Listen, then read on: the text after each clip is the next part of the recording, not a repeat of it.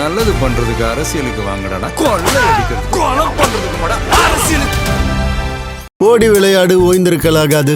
அதுக்கு தான் சூப்பர் சரவணா ஸ்டோர்ஸ்ல சம்மருக்கு ஆடைகள் வாங்கும் போது அவுட்டோர் கேம்ஸ் ஃப்ரீ.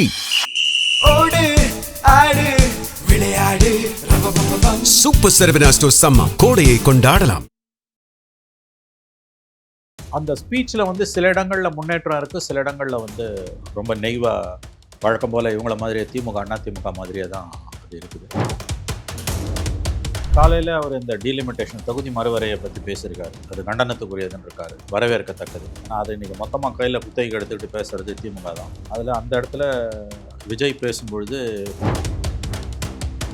ஆனால் விஜய் பத்திரிகையாளரை நிச்சயமாக சந்திப்பார், பேசுவார்னு சொல்லி செங்கோட்டையன் பேசியிருக்காரு சார். எப்படி பார்க்குறீங்க? தேர்தலுக்கு இன்னும் கரெக்டாக 8-9 நாள் தான் இருக்குது.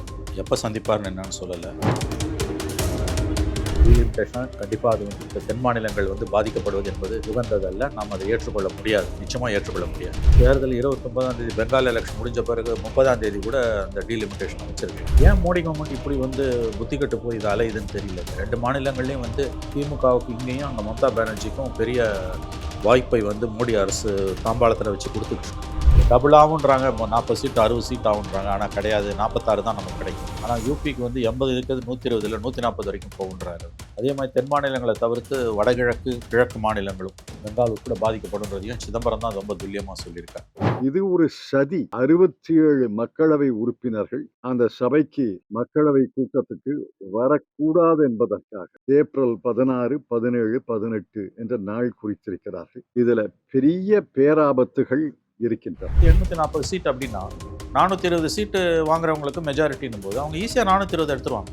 அப்போ வடமாநில தென்மாநில நீ ஓட்டே போடாது, எனக்கு தினம் நீ பாசிச பாஜகன்னு திட்டிகிட்டே இருக்கு, எனக்கு கவலையே இல்லை, நீ பாட்டு கற்று நான் போய்கிட்டே இருக்கேன்னு போகிறாங்க அவங்க. அதுக்குள்ளே 1/3 கொண்டு வரும்போது இன்னும் சிக்கலாகுது. எப்படி சிக்கலாகுதுன்னு கேட்டிங்கன்னா, முழுமையாக இந்த பிரச்சனையை வந்துட்டு இப்போ விஜயும் கையில் எடுத்தாச்சு. ஆனால் அதிமுக ஒரு பெரிய பின்னடைவை ஏற்படுத்துவோம் அப்படின்னு இதுவாங்க. எதை பற்றியுமே அந்த கட்சிக்கு புரிதல் இல்லைங்க. ஒரு கட்சியாகவே நம்மளால் பார்க்க முடியல. இன்றைக்கி டீலிமிட்டேஷனை எடப்பாடி பழனிசாமி ஆதரிக்கிறாரா, தெரிஞ்சுதான் ஆதரிக்கிறாரா?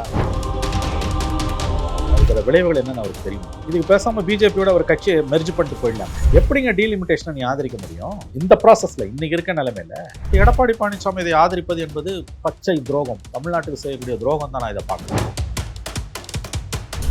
Left side OMR, right side ECR. நடுவுல உங்க step stone secret plots. Beach Resort Plots just 24 lakhs onwards. Call 96268 99268.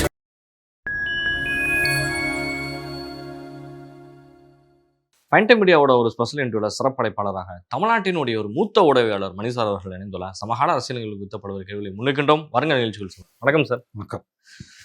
Vijay கட்சி தொடங்கினதுலேருந்து எல்லோரும் பெரிதும் எதிர்பார்க்கப்பட்ட ஒரு விஷயம் வந்துட்டு, இவர் இது வரைக்கும் பத்திரிகையாளரை சந்திக்கிறதே கிடையாது, ஒரு அறிக்கையை கொடுத்துட்டு போயிடுவார், 1-2 வார்த்தைகளுக்கு மேலே எந்த இடத்துலையும் இன்னும் பேசினது கூட கிடையாது, இப்படிங்கிற விமர்சனங்கள்லாம் வந்துட்டு இருந்தது. ஆனால் விஜய் பத்திரிகையாளரை நிச்சயமாக சந்திப்பார், பேசுவார்னு சொல்லி செங்கோட்டையன் பேசியிருக்காரு சார். அதை எப்படி பார்க்குறீங்க? ஆமாம், விஜயோட அனுமதி இல்லாமல் செங்கோட்டையன் இதை சொல்லியிருக்க மாட்டார் என்று தான் நாம் புரிந்து கொள்ள வேண்டும். சந்தித்தா நல்லது. தேர்தலுக்கு இன்னும் கரெக்டாக 8-9 நாள் தான் இருக்குது. எப்போ சந்திப்பார்னு என்னன்னு சொல்லலை. இது நடுப்புற ஏதோ ஒரு தொலைக்காட்சியில் வந்து அவருடைய தமிழ் புத்தாண்டு தான் நேற்றைக்கு அவருடைய பேட்டி ஒலிபரப்பாகும்னு பரவலாக பேசப்பட்டது. பட் அந்த மாதிரி எதுவும் நடக்கலை. இப்போ இவர் சொல்கிறது full fledged press conference, called press conference, open press conference நடக்கும்னு அவர் சொல்கிறாரு. அது எந்த அளவு உண்மைன்னு தெரியல. நடந்தால் நல்லது தான். ஏன்னா இது வரைக்கும் அவர் மீடியாவோட எந்த இன்ட்ராக்ஷனுமே பண்ணதில்லை. பண்ணால் நல்லா தான் இருக்கும். தேர்தலுக்கு முன்னால் பார்க்கலாம் அவர் என்ன பண்ணுவாருன்னு. விஜயுடைய தேர்தல் பிரச்சாரங்களில் வந்து இலவசங்கள் விஷயங்களும் இன்க்ரீஸ் ஆகிட்டே போகுது. அதே நேரத்தில் நெசவாளர்கள் கொடுக்க போகிற பணம், மகளிர் கொடுக்க போன பணம், இதை பற்றி மட்டுமே தான் அதிகமாக வந்துட்டு முன் வச்சுட்ருக்காங்க. திமுகவோட நேரடி போட்டிங்கிறது எல்லா இடங்களையும் பேசிட்டு வராரு. இதை தாண்டி ஏஐ டெக்னாலஜி டெவலப்மெண்ட், இந்த மாதிரி வந்து ஒவ்வொருத்தருக்கும் தேவையான ஒவ்வொரு விஷயத்தையும் ஒவ்வொரு கூட்டங்களையும் அறிவிச்சிட்டு வரா சார். எப்படி பார்க்குறீங்க? இலவசங்களை பற்றியே அதிகமாக பேசுகிறாரு. ஒரு வித்தியாசம் ஏஐ டெக்னாலஜியை பற்றி பேசினது. ஆனால் இன்றைக்கி காலையில் அவர் இந்த டீலிமிட்டேஷன் தொகுதி மறுவரையை பற்றி பேசியிருக்காரு. அது கண்டனத்துக்குரியதுன்னு இருக்காரு, வரவேற்கத்தக்கது.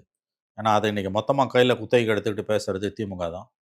அதில் அந்த இடத்துல விஜய் பேசும்பொழுது விஜய் ஏன் டீலிமிட்டேஷனை பற்றி பேசலைன்ற அந்த கேள்விக்கான அந்த பதில் வந்து அவர் முதல்ல கொடுத்துட்டாரு. தெரியுது அவருக்கு என்னெல்லாம் நடக்குதுன்றது தெரியுது. இன்னும் கொஞ்சம் ஓப்பனாக வந்தாருன்னா திமுகவுக்கு சேலஞ்சிங்காக இருக்கும். அந்த ஸ்பீச்சில் வந்து சில இடங்களில் முன்னேற்றம் இருக்குது, சில இடங்களில் வந்து ரொம்ப நெய்வாக வழக்கம் போல் இவங்கள மாதிரியே திமுக அதிமுக மாதிரியே தான் அது இருக்குது. ஸோ இந்த டெவலப்மெண்ட் இன்னைக்கு இந்த டீலிமிட்டேஷனை பற்றி இன்னைக்கு ஒரு கருத்து தெரிவித்திருப்பது என்பது முக்கியமாக கவனிக்க வேண்டிய ஒரு விஷயம். ஏன்னா திமுக அதை பெரிய அளவில் கையில் எடுக்கிறாங்க. தேர்தல்களில் ஒரு பெரிய ஆயுதமாகவே திமுக அதை கையில் எடுத்துரும் போல இருக்குது. எனக்கு ஒரு விஷயம் புரியல, மோடி கவர்மெண்ட் ஏன் இவ்வளோ தூரம் புத்தி கட்டு போய் ஒரு ஆயுதத்தை திமுக கையில் கொடுக்குதுன்னு எனக்கு தெரியல. ஏன்னா அவங்க டீலிமிட்டேஷனில் கண்டிப்பாக தமிழகம் உள்ளிட்ட தென் மாநிலங்கள் பாதிக்கப்படும் என்பது தெளிவாகவே தெரியுது. அப்படி இருக்கும்போது ஓப்பனாக சொல்கிறதுனா, தேர்தல் 29ஆம் தேதி பெங்கால் எலெக்ஷன் முடிஞ்ச பிறகு 30ஆம் தேதி கூட அந்த டீலிமிட்டேஷனை வச்சிருக்கலாம். அந்த கூட்டத்தை வச்சிருக்கலாம். அனௌன்ஸ்மெண்ட் கூட பண்ணியிருக்கூடாது. அனௌன்ஸ்மெண்ட் பண்ணியிருந்தா கூட இவங்க அதை பெருசுப்படுத்தியிருப்பாங்க. 29ஆம் தேதி எலெக்ஷன் முடிஞ்சோடனே அன்றைக்கி நைட் அனௌன்ஸ் பண்ணிவிட்டு மே ஃபர்ஸ்ட் வீக்கில் கூட நீ வச்சுட்டு போயிருந்துருக்கலாம். ஏன் மோடி கவர்மெண்ட் இப்படி வந்து புத்தி கட்டு போய் இது அலையுதுன்னு தெரியல. இந்த 2 மாநிலங்கள்லேயும் வந்து திமுகவுக்கு இங்கேயும் அங்கே மம்தா பானர்ஜிக்கும் பெரிய வாய்ப்பை வந்து மோடி அரசு தாம்பாளத்தில் வச்சு கொடுத்துட்ருக்கு. எனக்கு தெரிஞ்ச இது ரொம்ப முட்டாள்தனமான ஒரு நடவடிக்கைன்னு தான் நான் பார்க்குறேன். அதாவது தேர்தல்களுக்கு முன்னால் இதை செய்கிறது, நீ அதை செய்யறதுன்னு முடிவு பண்ணிட்டேன்னா அது தப்பு. டீலிமிட்டேஷன் இந்த வடிவத்தில் நான் ஆதரிக்கலை. கண்டிப்பாக அது வந்து தென் மாநிலங்கள் வந்து பாதிக்கப்படுவது என்பது உகந்ததல்ல. நாம் அதை ஏற்றுக்கொள்ள முடியாது, நிச்சயமாக ஏற்றுக்கொள்ள முடியாது. சரி, அப்படி செய்யறதுன்னு முடிவு ஆயிடுச்சுன்னா கெட்டதை செய்யறதுக்கு கூட ஒரு திறமை துப்பு இருக்கணும். கெட்டதை செய்யறதுக்கு ஒரு அறிவு இருக்கணும். அதை கூட இல்லாமல் வந்து இந்த மிட்ஸ்ட் ஆஃப் எலெக்ஷன், அதுவும் 2 முக்கியமான மாநிலங்கள் ஆன்டி பிஜேபி ஸ்டேட்ஸ் ரெண்டுமே, அந்த இடத்துல எதுக்கு போய் அவங்களுக்கு வந்து, ஏன்னா மம்தா பானர்ஜியும் சொல்லிட்டாங்க, அவங்களும் பாதிக்கப்படுறாங்க, கிழக்கிந்தியாவும் பாதிக்கப்படுது. எதற்காக இந்த நேரத்தில் போய் இதை செய்கிறாங்கன்னு எனக்கு புரியல. இந்த தொகுதி மறுவரை வச்சு வந்துட்டு நேரடி சவாலே வந்துட்டு முதலமைச்சர் வந்து விடுக்கிறாரு. ஒரு கட்டத்தில் ப. சிதம்பரம் வரை இன்னைக்கு பேட்டியில் சொல்லியிருக்காரு, இபிஎஸ் வந்து ஆதரிக்கிறதுங்கிறது வந்து ஒரு வெக்ககரமான செயல் அப்படிங்கிற மாதிரி வந்துட்டு இன்னைக்கு ப. சிதம்பரமும் வந்துட்டு பேசுகிறாங்க. ஆனால் இபிஎஸ் அதை முழுமையாக ஆதரிக்கிறார். சிஎம் டைரக்டாகவே வந்துட்டு ஸ்டாலின் அவர்கள் வந்துட்டு டைரெக்டாக பேசிட்டார். தனி வீடியோவும் எடுத்து இன்னைக்கு போட்டு நேற்று போட்டிருக்காரு வீடியோ. ஐ திங்க் இபிஎஸ் இதில் செய்வது தவறுன்னு தான் எனக்கு தோணுது. இபிஎஸ் தவறு செய்கிறார். நிச்சயமாக தென் மாநிலங்கள் வந்து குடும்ப கட்டுப்பாட்டை திறமையாக செயல்படுத்தியதற்காக வந்து தண்டனைக்கு உள்ளாகின்றன. ஒரு சிதம்பரம் தான் வந்து அதை துல்லியமாக சொல்லியிருக்காரு. ஸ்டாலின் வந்து பொலிட்டிக்கல் ஸ்பீச், அது ஒரு சவால் விடுற லெவலில் போகுது. அது என்னன்றதை அறிவு ரீதியாக சுருக்கமாக விளக்குனது சிதம்பரம் தான். டபுள் ஆகுன்றாங்க, 40 சீட்டு 60 சீட் ஆகுன்றாங்க. ஆனால் கிடையாது, 46 தான் நமக்கு கிடைக்கும். ஆனால் யூபிக்கு வந்து 80 இருக்குது, 120 இல்லை 140 வரைக்கும் போகுன்றாரு. அதே மாதிரி தென் மாநிலங்களை தவிர்த்து கிழக்கு மாநிலங்களும் பெங்கால் உட்பட பாதிக்கப்படுன்றதையும் சிதம்பரம் தான் ரொம்ப துல்லியமாக சொல்லியிருக்கார். ஸோ சிதம்பரத்தோட அந்த ட்வீட்டு, அந்த பேட்டி கொடுத்துருக்காரு அன்னைக்கு சுப்பிரமணியம் பேட்டி, அது விளக்கியிருக்காரு. முழுமையாக அன்னைக்கு விளக்கி பேசியிருக்காரு. நான் ஒரு முக்கியமான பிரச்சனை எதிர்கொள்ள போகிறதுன்னு சொல்லி பேசுகிறேன். ஆமாம், இப்போ இது சிதம்பரத்தோட அந்த பேட்டி தான் ரொம்ப முக்கியமானது. இது நாம் முக்கியமாக கவனிக்க வேண்டிய ஒரு விஷயம். எடப்பாடி வந்து நிச்சயமாக தவறு செய்கிறார் என்று தான் எனக்கு தோன்றுகிறது. இதனால் வந்துட்டு வட மாநிலங்களோட எம்பி சீட்ஸ் வந்து இன்க்ரீஸ் ஆகும். ஆனால் தென் மாநிலங்களோ, குறிப்பிட்ட பிஜேபி ஆளாத மாநிலங்கள் பெரிய அளவில் பாதிக்கப்படுறப்ப இதில் பெண்களுக்கு வேற இடஒதுக்கீடு அப்படிங்கிறது இது வரும்பொழுது டோட்டலாக எக்ஸ்டாண்ட் ஆகும். அப்படிங்கிறனால ஏற்படக்கூடிய விளைவுகளை வந்து முன்னக்கூட்டியே தெரிஞ்சுக்கணும் அப்படிங்கிற மாதிரி பேசியிருக்காங்க. ஆமாங்க, இப்போ எக்ஸிஸ்டிங் 543 இப்போ இருக்க பார்லிமெண்ட்டில் 1/3 கொடுங்கன்னு தான் சோனியா காந்திலாம் சொல்கிறாங்க. ஆனால் இவங்க நாங்கள் டீலிமிட்டேஷனை பண்ணிட்டு கொண்டு வருவோன்றாங்க பெண்களுக்கான 1/3.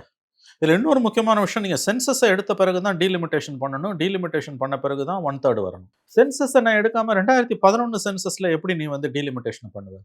அதுவே முதல்ல தப்பு. ஆக்சுவல் ப்ராப்ளம் வந்து பெண்களுக்கான இடஒதுக்கீடு கிடையாது, டீலிமிட்டேஷனில் கண்டிப்பாக தமிழ்நாட்டுக்கு மட்டும் இல்லை, தென் மாநிலங்கள் பூராவே பாதிக்கப்படுது. அதில் சந்தேகமே கிடையாது. அவன் வந்து நீ எவ்வளோ ஜெயிச்சாலும் எனக்கு கவலை இல்லை. வட இந்திய மாநிலங்கள், பிஜேபி ஸ்ட்ராங் ஹோல்டாக இருக்க மாநிலங்களில் 833 வருது அப்படின்னா 400 சீட் அவங்க அடிச்சிடுவாங்க. 400 சீட் அவங்க பக்கம் போகுது. இப்போ உதாரணத்துக்கு 840 சீட் அப்படின்னா 420 சீட்டு வாங்குறவங்களுக்கு மெஜாரிட்டின்னு போது அவங்க ஈஸியாக 420 எடுத்துருவாங்க. அப்போ வடமாநில தென்மாநில நீ ஓட்டே போடாது, எனக்கு தினம் நீ ஃபாசிச பாஜகன்னு திட்டிகிட்டே இரு, எனக்கு கவலையே இல்லை, நீ பாட்டு கற்று, நான் போய்கிட்டே இருக்கேன்னு போகிறாங்க அவங்க. அதுக்குள்ளே 1/3 கொண்டு வரும்போது இன்னும் சிக்கலாகுது. எப்படி சிக்கலாகுதுன்னு கேட்டிங்கன்னா, இதை எதிர்க்கவும் முடியாது. 1/3 எதிர்த்தா சோனியா காந்தி என்ன சொல்கிறாங்க, ரிசர்வேஷனுக்கு எதிராக, விமன் ரிசர்வேஷனுக்கு எதிராக நம்ம இருக்கிற மாதிரி தோற்றம் வந்துடக்கூடாது அப்படின்றாங்க. அது உண்மை. ஆனால் நிச்சயமாக மோடி கவர்மெண்ட் என்ன பண்ணுறாங்க, விமன் ரிசர்வேஷனை வந்து இந்த 544 இப்போ இருக்க பார்லிமெண்ட்டில் கொண்டு வராமல் உருவாக்கப்படக்கூட பார்லிமெண்ட்டில் கொண்டு வராங்க. இப்போ எல்லாரும் நினச்சது வந்து 29 எலெக்ஷன் டீலிமிட்டேஷன் இல்லாமல் ஆஸ் யூஷுவலாக நடக்கும் அப்படிங்கிறது. சென்சஸ் எடுத்து முடியறதுக்கு 28 ஆகிடும், 29 தான் ஃபுல் ஃபிகர் கிடைக்கும். அதனால் அப்போ டீலிமிட்டேஷன் கொண்டு வர முடியாது. 34 எலெக்ஷனில் தான் நமக்கு 29 எலெக்ஷன் முடிஞ்ச பிறகு 26, 27 எடுக்கிற சென்சஸை வச்சு டீலிமிட்டேஷனை பண்ணி பிட்வீன் 28 to 33, 32 உள்ளே பண்ணி 34 எலெக்ஷனில் நமக்கு கொண்டு வருவோம் அப்படின்னாங்க. பெண்கள் டீலிமிட்டேஷன், பெண்களுக்கான இடஒதுக்கீடு. ஆனால் சடனாக வந்து என்ன ஆச்சுன்னு தெரியல, மோடி கவர்மெண்ட்டு கடகடன்னு சென்சஸ் ப்ராசஸ் நடந்துகிட்டு இருக்கும்போதே டீலிமிட்டேஷனை பண்ணுவோன்னு சொல்கிறதும் அதில் 1/3 கொண்டு வருவோன்றதும் வந்து ரொம்ப ரொம்ப அயோக்கியத்தனமானது. இது கண்டிப்பாக தென் மாநிலங்கள் மட்டுமல்ல, வடகிழக்கு மாநிலங்கள், மேற்கு வங்கம் உள்ளிட்ட கிழக்கு மாநிலங்களுக்கும் பெரும் பெரும் பெரும் பாதிப்பை ஏற்படுத்தக்கூடியது. முழுமையாக இந்த பிரச்சனையை வந்துட்டு இப்போ விஜயும் கையில் எடுத்தாச்சு. ஆனால் அதிமுக அது ஒரு பெரிய பின்னடைவை ஏற்படுத்தும் அப்படின்னு எதிர்பார்க்க. எதை பற்றியுமே அந்த கட்சிக்கு புரிதல் இல்லைங்க. அது ஒரு கட்சியாகவே நம்மளால் பார்க்க முடியல. இன்றைக்கி டீலிமிட்டேஷனை எடப்பாடி பழனிசாமி ஆதரிக்கிறாரா? தெரிஞ்சுதான் ஆதரிக்கிறாரா? நான் கேட்குறேன், தெரிஞ்சுதான் அவர் ஆதரிக்கிறாரா? இதோட விளைவுகள் என்னன்னு அவருக்கு தெரியுமா? இதுக்கு பேசாமல் பிஜேபியோட ஒரு கட்சியை மெர்ஜ் பண்ணிட்டு போயிடலாமே. எப்படிங்க டீலிமிட்டேஷனை நீ ஆதரிக்க முடியும்? இந்த ப்ராசஸில் இன்றைக்கி இருக்க நிலைமையில் சென்சஸே எடுக்கலை.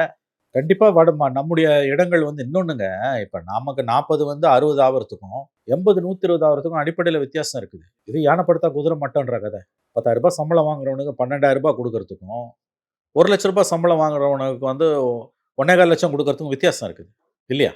கண்டிப்பாக 20,000 ரூபாய் சம்பளம் வாங்குறது 30,000 ரூபாய் கொடுக்குறவனுக்கும் 1 லட்ச ரூபாய் சம்பளம் வாங்குறது 1,50,000 1,00,000 ரூபாய் ரூபா கொடுக்குறாங்க. எவ்வளோ பெரிய வித்தியாசம் அது. நானும் 50% தானே, சதவீத கணக்கு பேசாத. எண்ணிக்கை அளவில் பார்த்தீங்கன்னா எவ்வளோ தூரம் உங்களுக்கு வந்து பாதிப்பு பெரிய அளவில். அதனால எடப்பாடி பழனிசாமி இதை ஆதரிப்பது என்பது பச்சை துரோகம், தமிழ்நாட்டுக்கு செய்யக்கூடிய துரோகம் தான் நான் இதை பார்க்குறேன்.